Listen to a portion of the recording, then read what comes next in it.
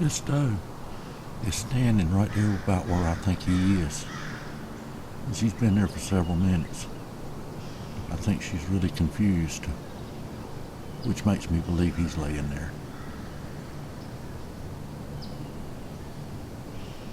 There's two does over there that I know of, and neither one of them have come by him. I can tell they can see something, so I feel pretty sure he's laying there. Anyway, I'm getting ready to get down and go see.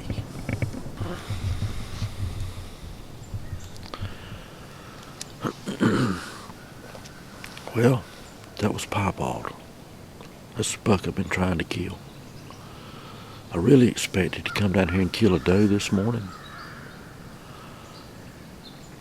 There's usually plenty of them down here. I've got a little area right here in front of me that I bush hogged. All of that area right there was as thick as all of that. I came in with the bush hog and just made a couple of passes around in here and opened it up.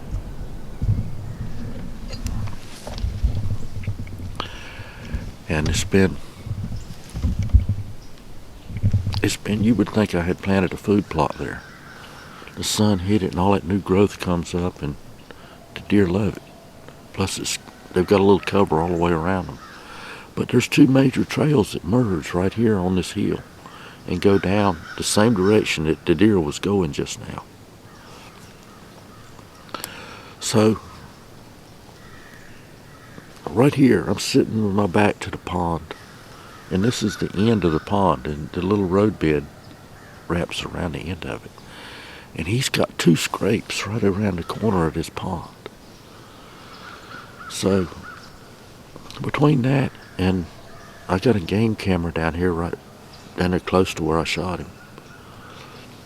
I've gotten him on a couple of times at night, following behind some does. And there's another big scrape over here by the pond that he uses. So it's really not that unusual to think that I could kill him down here. But his core area is back there behind me where I've been hunting around the food plots and everything. That's usually where he is. I had an encounter with him yesterday. He came out of nowhere and just blasted across the food plot. I have no idea what spooked him. But anyway, I had a really hard time getting on him with the scope. Partly because he was so close. He caught me by surprise. I wasn't expecting him, and I wasn't expecting him to be right here underneath me. So, I had the power jacked all the way up on the scope from where I was experimenting with the camera yesterday. And I should have had it backed off. I'm using the Tacticam FTS, film through scope. And it reduces your sight picture a little bit. Not much, but a little. Now, I should have had the power jack down on it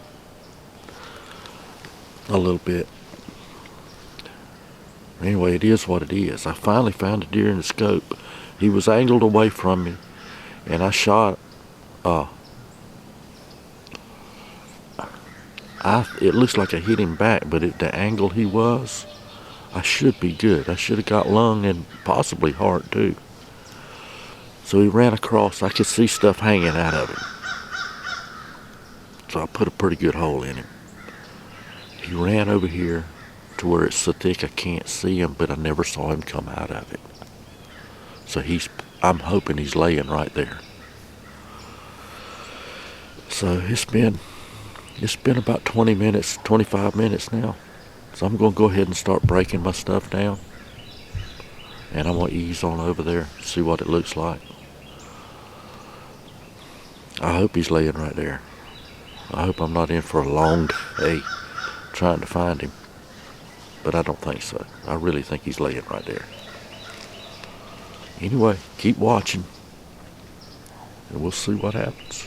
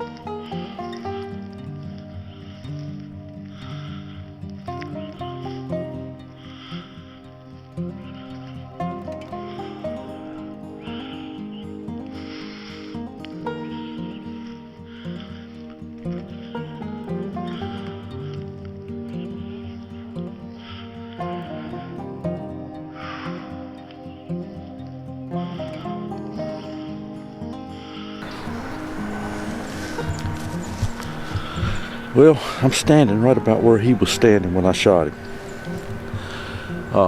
My stand, it's a 45-yard shot, maybe 50. The stand is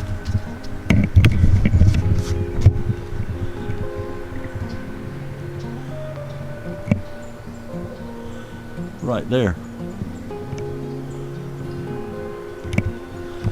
I got a game camera right here. Hopefully it got him. Hopefully it was running and got it when I hit him. So let's see what we got for blood. Oh yeah, there's a lot of blood right there already.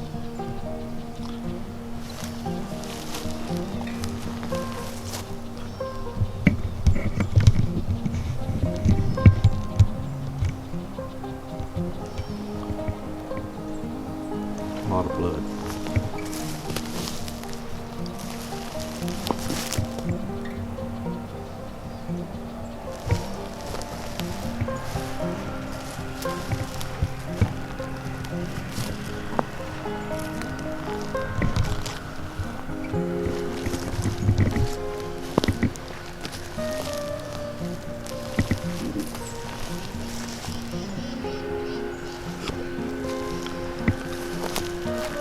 Definitely not a hard blood trail to follow.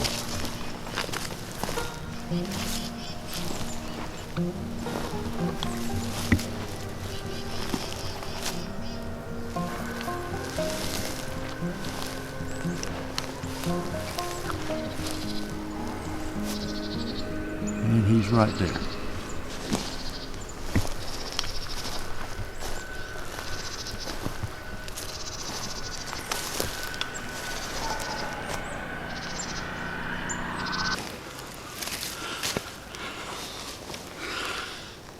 This dude right here is the whole reason that I've passed on so many shots bow hunting this year. I really wanted to kill this deer. I wanted to kill him with the bow, but it didn't work out that way, so that's all right.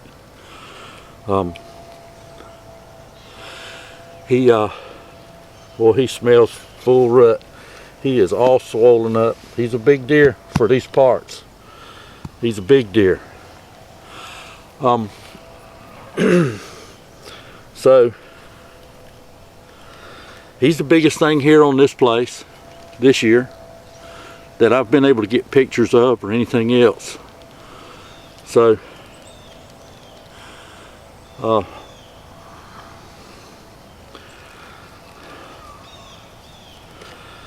you can tell he's been working them. The bark is just embedded in there.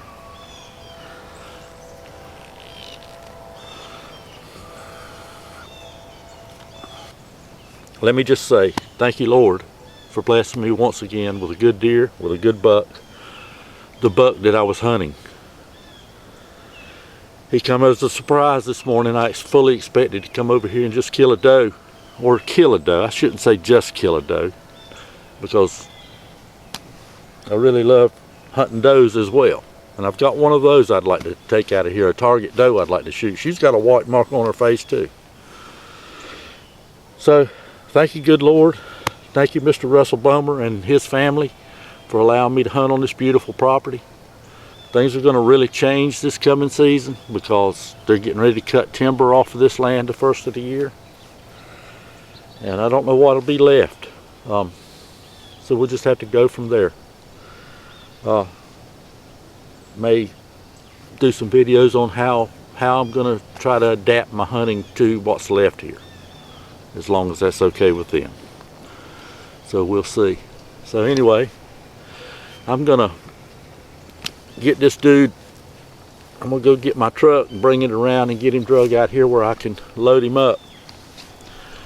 And we'll get him to the house and get him caped out and get him in the cooler.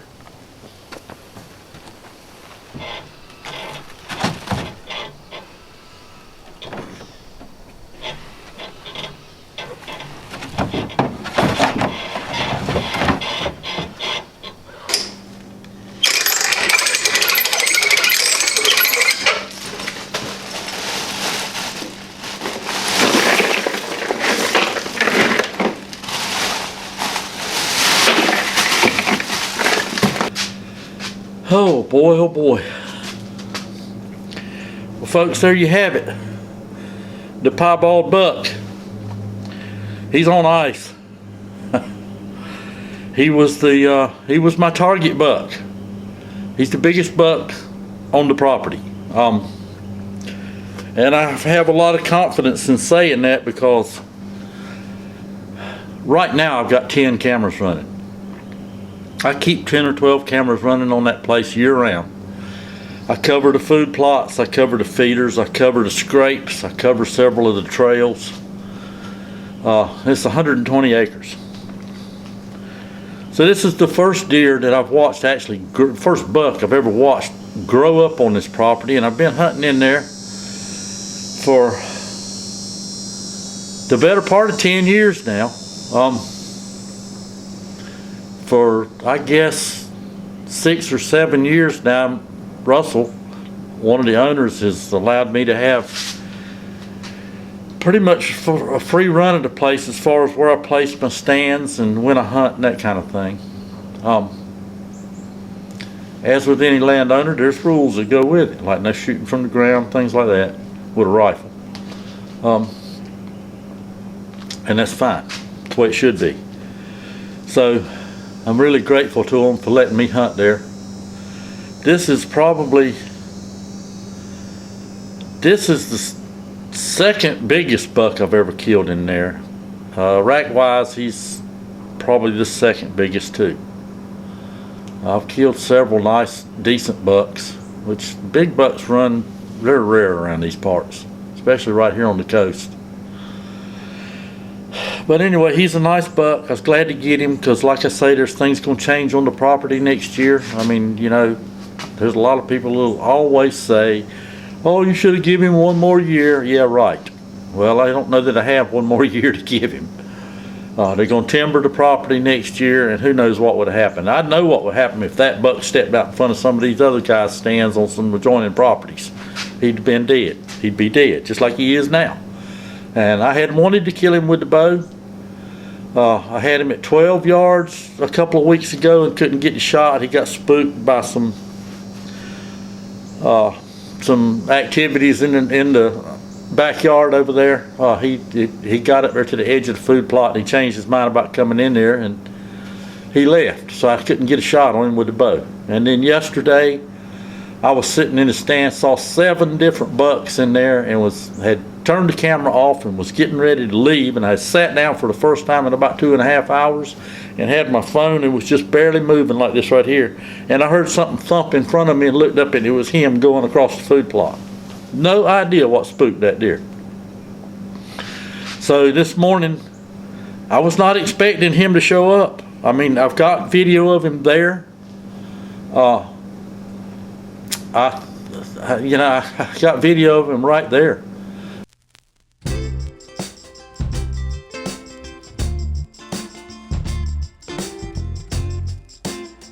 I mean, he's all over the place. I mean, no reason not to expect to be able to kill him anywhere, especially right now, pre-rut. He's all over the place.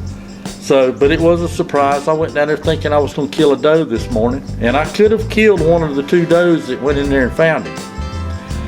But I hadn't put my hands on him yet, and I felt sure that what they were doing was they were looking at him on the ground, and but I couldn't take that chance. I didn't want to shoot another deer and then get over there and find out I've got a tracking job to do.